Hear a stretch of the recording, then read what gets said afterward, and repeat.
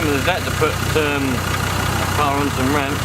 You just got to make sure that you have the wheels straight, put them in front of your wheels, and then just drive up until you feel it hit the end. It's as simple as that. As long as you drive straight, there won't be any issues.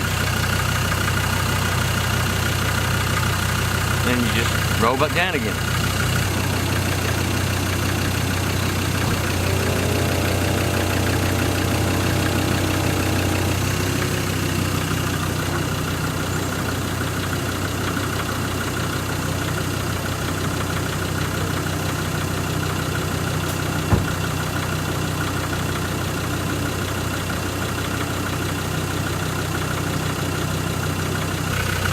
You can have some issues if you've got a car where your front bumper is a bit lower, but then all you've got to do is get some blocks of wood, put them a bit further back, and then you drive on the blocks of wood, and then you drive up the ramp, and it'll clear the bumper. It's a fairly simple thing to do, drive up a better ramp, but it can be a bit, probably be a little bit scary sometimes if you're worried about the ramp slipping away, going ahead of you or whatever. They shouldn't do. Once you get your front wheels on there, or your back wheels if you're reversing up the ramps, they should push them down and you should grip. You should be alright.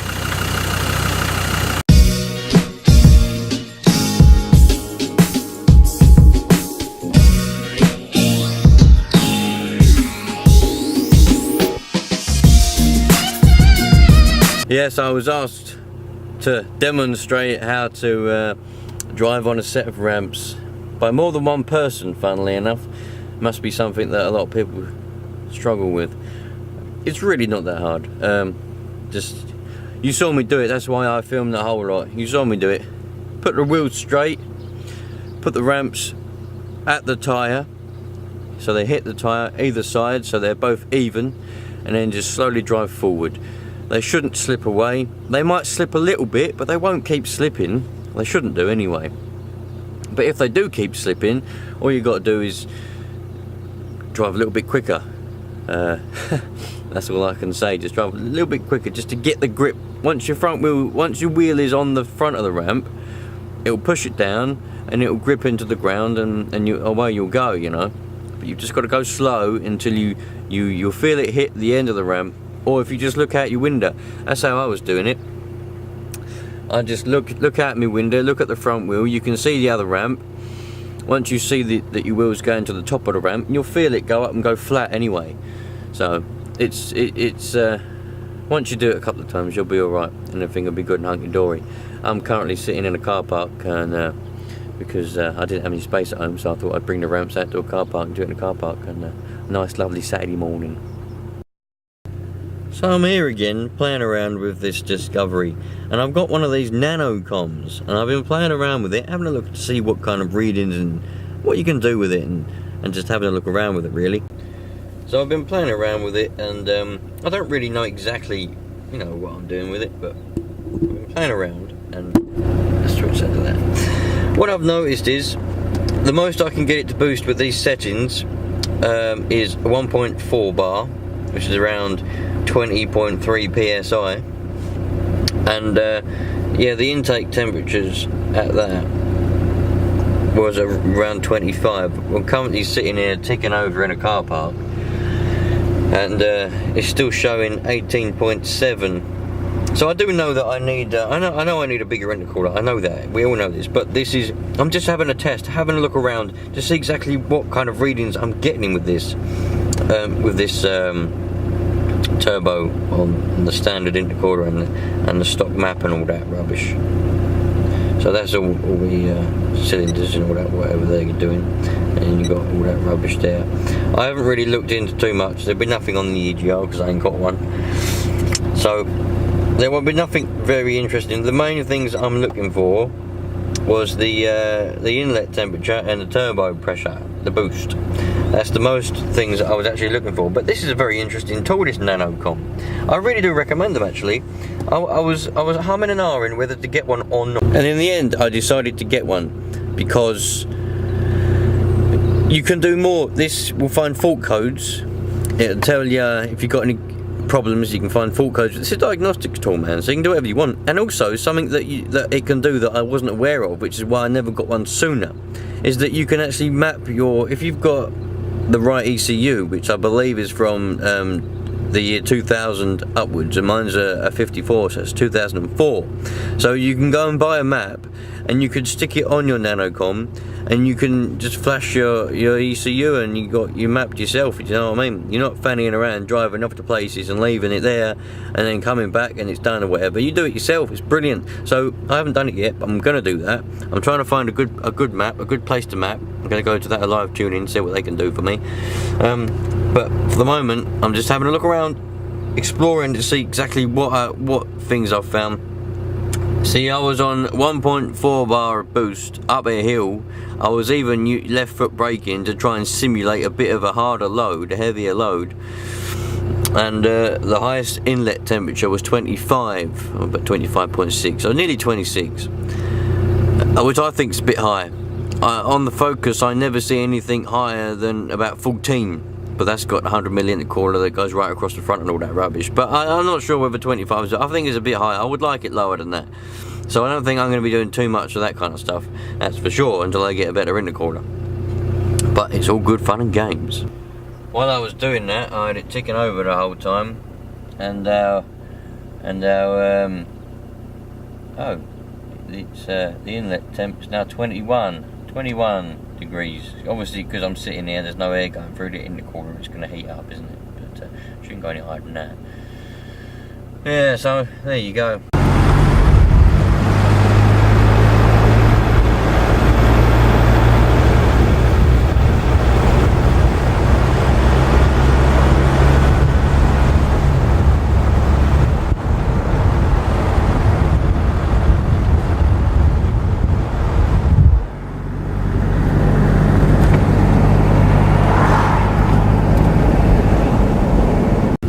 We have a look to see what type of things you can actually do with this Nanocom. It's got a little bit of dust on it now, but never mind, we'll get over that. So when you first plug it in and you turn it on, it comes to this little menu here. Now when you buy it for what you want to use it for. So I bought it for a Discovery 2, but I think it'll also do a Defender, the P38, and I've got a couple of other ones. What's in here? Nanocom, right? That's just some where you put your unlock codes and stuff in. But I can't do any of those. So you select the one that you've bought it for, and then it asks you what you want to do. And you know, the thing that I've been in is instruments, and you can go into the instruments. I don't know what Motronic is, but I have to look at that. So you can go into there, and then it tells you all this kind of stuff here. You know, you got your inlet temp. Oh, that's what I was on last. Your inlet temp, your coolant temp, all your little temperatures, everything you need to know, and you can have a look at through there, and that goes into there like that. And you can also get graphs and things, but I haven't worked out how to do that quite yet. So yeah. Oh, where was we? Is that what we went in? TD5? Yeah, that's where we went in. So then you can have a look, see around here. You can, if you go on TD5, you can have a look in there. And then you got TD5 map, but I haven't got a map to put on it yet, so it doesn't. There's no SD card. I need an SD card to be able to read the map. You got slabs. You got wherever that other thing is there, and then you got all the automatic gearbox, D2 airbag, and all that. But you need to get some unlock codes for them, and I haven't got any of them. I don't want to pay for them. I don't need them. All I'm interested in is the engine. That's all I'm interested in. That's the whole reason I bought this. So you got your fault codes. You can do a bit of diagnostics. It tells you the faults you've got, what's wrong with your car. I've got one or two, it would appear, and I've got ambient pressure circuit is dead. I've got coolant temperature circuit is dead. Fuel pump drive open load is dead. Turbocharger over boosting, we know that already. I fixed that. Get rid of that one. Road speed missing. So I've got all of those, and you can clear them if you want to. So let's clear them, shall we? Fault cleared. Lovely job. Thank you very much. That's very kind of you. I really appreciate your hard work. Anyway, then you got some settings. Let's have a look in some settings, shall we? Injectors, throttle. I don't think that does anything. Well, I don't think I've got the right. Oh, I have. I think it tells you what type of injectors you've got on that rubbish. Yeah, let's have a look. Yeah, there we go. Injector type. So, what does that one do? Oh, I don't want to write anything. We can go away there. Get out of there. Then you can just have a fanny around. You know, you've got input switch. Tells you what you've got on. Error, unable to communicate with the ECU. Why is that then? Why is that then? Maybe it's because we're running. Let's turn it off, shall we? There we go, we've got it turned off now. There goes the post lady, look. There you go. Hello, little post lady, what are you doing over there? Anyway, let's turn the old key back on again.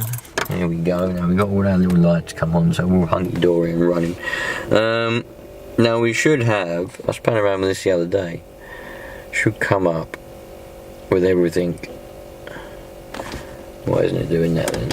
Let's get off of it. Input switch working. There we go. So if currently we're out of focus. Currently the brake switch is off, but if I put my foot on the brake switch comes on. I don't know what brake switch 2 is. That must be the return sort of thing for you, I mean, don't you? On off, on off. Clutch switch is off. If I push the clutch down, the clutch switch goes on. So you can use this to test various things to see what switches are working, what switches aren't working, etc, etc. You know, you've got all them cruise control, frequency, AC, fan, drive, all that rubbish. None of it's on. I didn't. It says it reckons I've got cruise control, but I don't have cruise control. Anyway, and then this is another useful feature. Oh, you got fueling inputs, fueling here. I forgot about that one. Tells you all that random rubbish there that you might need to know for some reason. There's a load more things you can have a look at here that you might need to know for some reason if you're into that kind of thing. And you can just keep going and going and going. It just doesn't stop. Now, the other thing that I liked here, you've got outputs. Now, this was handy for me because I thought that... Do you lot remember when my air conditioning fan stopped working? It seized up. It's a very common thing with these. It seized up. So what I did is I bought another one and I wired it all up and I thought it wasn't working. Now I couldn't get it to work. I put the air conditioning on and the fan wouldn't kick in and I used to chicken out every time. So all I'd done is I thought, oh brilliant, I can test the AC fan. Press the test button like that. And I've just heard it kick in. You probably didn't hear it, but I heard it kick in. And the AC fan works. So I know my AC fan is actually working. That's brilliant. You can test the AC clutch. You can test the, you know, the little engine light. If I press on test MIL lamp or mil lamp, or whatever way you want to pronounce it. If I press on it, you'll see it come on. There we go, and it comes on and goes off. So, you know, you can do all kinds of things. It's very good. Test the glow plugs, test the fuel pump. You can test all that rubbish there. And test the injectors. You'll hear them tick on and off. I done all 5 yesterday. You hear them all tick on and off. I'm not going to do it for this video because you won't hear it. I don't think this microphone will pick it up. It's a very faint tick that you have to hear if it's very quiet. So, yeah, I know what's in utilities. Oh, I don't know, rubbish security code, crap, I'm going into any of that rubbish. Anyway, so you've got quite a lot of stuff you can do with this thing. Now the reason I've just been through all that is some of you may already know it's a diagnostics tool. Of course you can test all this kind of stuff, but there'll be people out there that'll be thinking of buying a Nanocom that don't know what it can do, and they don't know if it can do what they want it to do. Now I haven't been through it all, granted. If you want me to, at some point I'll do a dedicated video on the Nanocom and I'll literally go through every single feature that it does and that it can do, if you want me to. But basically the only reason I got it was so that I could monitor what the engine is doing and what it thinks it's doing, and so that I wanted a diagnostics reader, because I've got a fault code reader thing, but it won't read this car for some reason. It just won't read it. It reads the van, it'll read the focus, but it won't read this.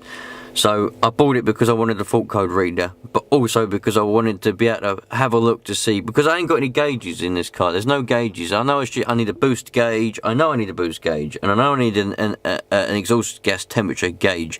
I'm going to put all that in, but for the time being, I'm using this to see what's going on. because I didn't want to go cooking this engine with this turbo, with this standard intercooler. I wanted to see what was going on, you see. So that's that. A bit of a Nanocom.